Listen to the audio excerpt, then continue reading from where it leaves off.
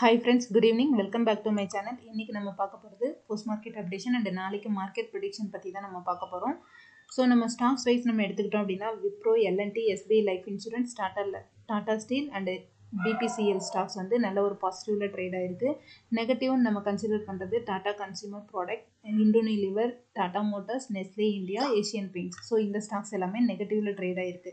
இதில் ஆல்மோஸ்ட் இருக்கிறது வந்து பார்த்தோம் அப்படின்னா எஃப்எம்சிஜி செக்டர் ஸ்டாக்ஸ் தான் வந்து டவுன்ல ட்ரேட் ஆயிருக்கு. ரீசன் பார்த்தோம் அப்படின்னா கோத்ரேஜ் கன்சியூமர் ப்ராடக்ட் மேனேஜ்மெண்ட் வந்து ஒரு விஷயத்தை வந்து வெளியிட்டிருக்காங்க. அதாவது Q3 ரிசல்ட்டோட வால்யூம் க்ரோத் வந்து இன்னுமே டவுனாக இருக்கும் அப்படின்ற ஒரு விஷயத்தை வெளியிட்டிருக்காங்க. இதனாலே வந்து எஃப்எம்சிஜியில் இருக்க ஸ்டாக்ஸ் வந்து டவுனில் ட்ரேட் ஆகிருக்கு. அதனால பார்த்தோம் அப்படின்னா எஃப்எம்சிஜி ஸ்டாக்ஸ் மட்டுமே பார்த்தோம் அப்படின்னா அந்த செக்டார்ஸ் மட்டும் -2.22% நெகட்டிவ்ல ட்ரேட் ஆகிருக்கு.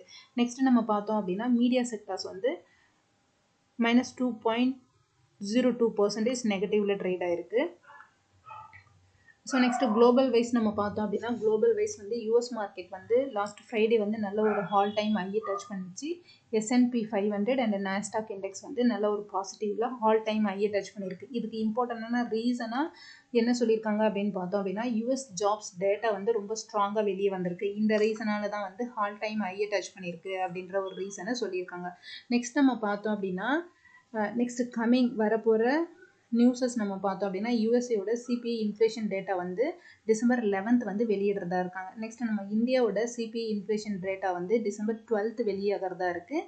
நெக்ஸ்ட் ஒரு இம்பார்ட்டண்டான நியூஸ் நம்ம பார்த்தோம் அப்படின்னா யூஎஸ் ஃபெடரல் ரிசர்வ் மீட்டிங் வந்து December 17th or 18th வந்து இன்ட்ரெஸ்ட் ரேட் குறித்து டிசைட் பண்ணுறதா இருக்காங்க. இது எல்லாமே மார்க்கெட்டுக்கு ஒரு இம்பார்ட்டண்டான நியூஸாக நான் கன்சிடர் பண்ணுறேன். ஸோ இதை தொடர்ந்து நம்ம நிஃப்டியோட சார்ட்டை அனலைஸ் பண்ணுவோம். இப்போ நம்ம பார்த்துட்டு இருக்கிறது நிஃப்டியோட சார்ட் நம்ம பார்த்துட்ருக்கோம். நிஃப்டியோட சார்ட்டில் 1 டே டைம் ஃப்ரேம் நான் வச்சுருக்கேன். 1 டே டைம் ஃப்ரேமில் நம்ம பார்த்தோம் அப்படின்னா மார்க்கெட் 2 நாள் வந்து ஒரு ரேஞ்ச்குள்ளேயே ட்ரேட் ஆகிட்டுருக்கு. ஸோ இந்த ரேஞ்ச்குள்ளேயே ட்ரேட் ஆகிருக்கு. ஸோ ஃபர்தராக மார்க்கெட் வந்து இந்த 5th டிசம்பரோட ஹையை பிரேக் பண்ணி மார்க்கெட் கால் சைட் சஸ்டெயின் ஆகுது அப்படின்னா ஃபர்தராக மார்க்கெட் வந்து 25,200 நோக்கி போகிறதுக்கான பாசிபிலிட்டிஸ் ரொம்ப அதிகமாக இருக்குது. இதுவே வந்து இந்த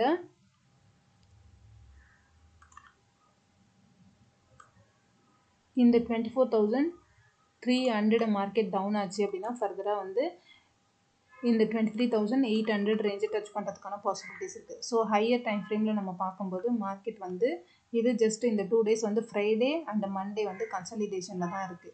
அப்போ நம்ம 15 மினிட்ஸை கன்சிடர் பண்ணும்போது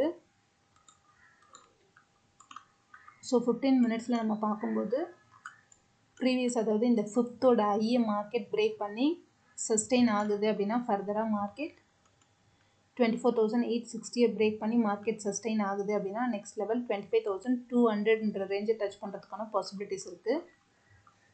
நெக்ஸ்ட் லெவல் நம்ம பார்த்தோம் அப்படின்னா இந்த ஹை இந்த பாக்ஸை பிரேக் பண்ணி மார்க்கெட் டவுன் ஆச்சு அப்படின்னா இந்த 24,500 ரேஞ்சை பிரேக் பண்ணி மார்க்கெட் கீழே வருது அப்படின்னா நெக்ஸ்ட் லெவல் 24,290.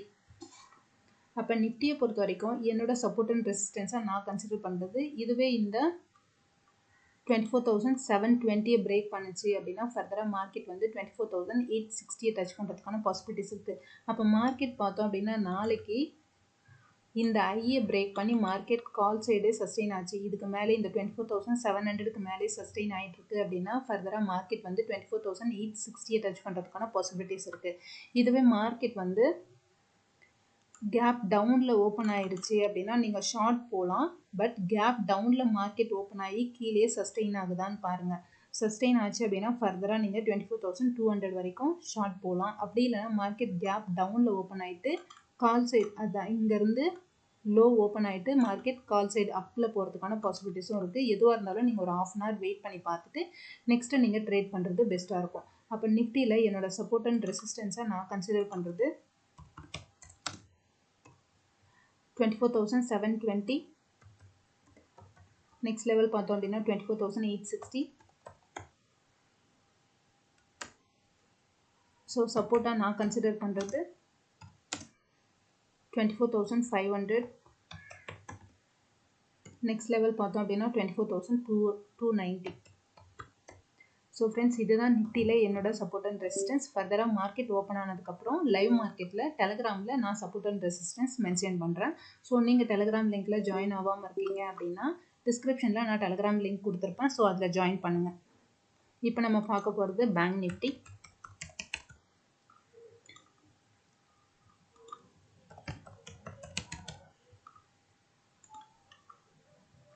ஸோ இதுதான் பேங்க் நிஃப்டியோட சார்ட். ஸோ பேங்க் நிஃப்டியில் நம்ம பார்த்தோம் அப்படின்னா பேங்க் நிஃப்டியும் ஆல்மோஸ்ட் ஒரே ரேஞ்சில் தான் ட்ரேட் ஆகிட்டுருக்கு. ஸோ நாளைக்கு இந்த ஹையை பிரேக் பண்ணுச்சுன்னா மார்க்கெட் இந்த 53,980 ரேஞ்சை பிரேக் பண்ணுச்சுன்னா மார்க்கெட் ஃபர்தராக 54,000 ஹையை டச் பண்ணுறதுக்கான பாசிபிலிட்டிஸ் இருக்குது. அப்போ நாளைக்கு என்னோட சப்போர்ட் அண்ட் ரெசிஸ்டன்ஸாக நான் பேங்க் நிஃப்டியில் கன்சிடர் பண்ணுறது 53,760 மார்க்கெட் பிரேக் பண்ணுச்சுன்னா ஃபர்தராக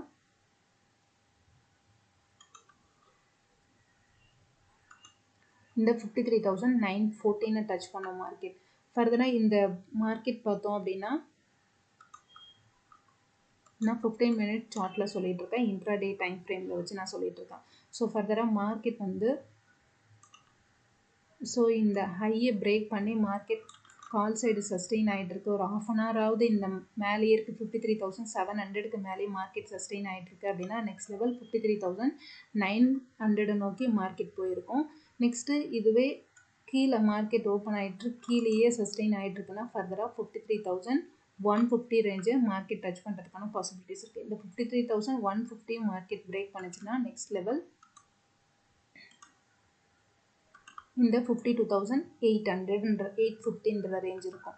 ஸோ ஃப்ரெண்ட்ஸ் பேங்க் நிஃப்டியில் என்னோட சப்போர்ட் அண்ட் ரெசிஸ்டன்ஸாக நான் கன்சிடர் பண்ணுறது ரெசிஸ்டன்ஸ் லெவல் பார்த்தோம் அப்படின்னா 53,760, நெக்ஸ்ட் லெவல் 53,900. ரெசிஸ்டன்ஸ் சப்போர்ட்டாக நான் கன்சிடர் பண்ணுறது 53,330. நெக்ஸ்ட் லெவல் பார்த்தோம் அப்படின்னா 52,850, 53,150. Next level 52,850. இதுதான் பேங்க் நிஃப்டியில் என்னோட support and resistance. So friends என்னோட அனாலிசிஸ் உங்களுக்கு ரொம்பவே யூஸ்ஃபுல்லாக இருக்கும்னு நான் நினைக்கிறேன். நீங்கள் டிஸ்கிரிப்ஷனில் கொடுத்துருக்க டெலகிராம் லிங்க்கில் ஜாயின் பண்ணிக்கோங்க. ஸோ மற்ற டீட்டெயில்ஸ் நான் உங்களுக்கு டெலகிராமில் அப்டேட் பண்ணுறேன் ஃப்ரெண்ட்ஸ். ஸோ இது உங்களுக்கு ரொம்பவே யூஸ்ஃபுல்லாக இருக்கும்னு நான் நினைக்கிறேன். தொடர்ந்து லைக் பண்ணுங்கள், சப்போர்ட் பண்ணுங்கள். Thank you all.